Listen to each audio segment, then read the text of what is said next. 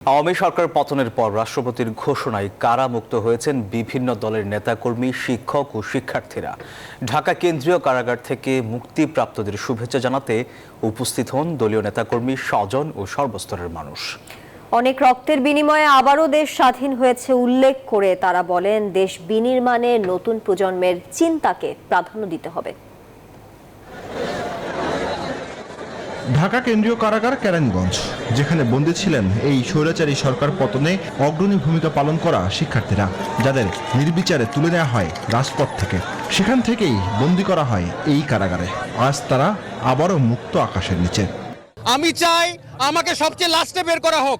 এই চিঠিতে আমি লিখেছিলাম যে আমার ছাত্ররা আগে বের হবে, তারপর আমি বের হতে চাই। ছাত্র আন্দোলন নেতৃত্ব দেওয়ার কারণে আজ আমাদের এই এতদিন দেশ আমরা আবার পুনর্ভাবে স্বাধীন করেছি। আমরা খুবই খুশি। সিকিউরিটি জব করি, বলতেছে চলো আমার সাথে চলো। থানা নিয়ে আমাকে আটকে রাখছে, আটকে রেখে পরবর্তীতে মামলা দিয়েছে, মানে আমি নাকি বিএনপি করি, এরকম কিছু।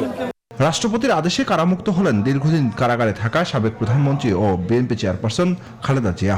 বঙ্গভবনের এক সংবাদ বিজ্ঞপ্তিতে এ তথ্য জানানো হয়।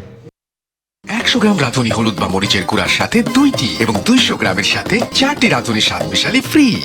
এদিকে মুক্তি পেয়েছেন রাজনৈতিক মামলার বন্দীরাও। কারাগার থেকে বের হয়ে আসেন বিএনপি নেতা রিজভী, আমির খসরু, নজরুল ইসলাম সহ বিএনপির কেন্দ্রীয় নেতারা।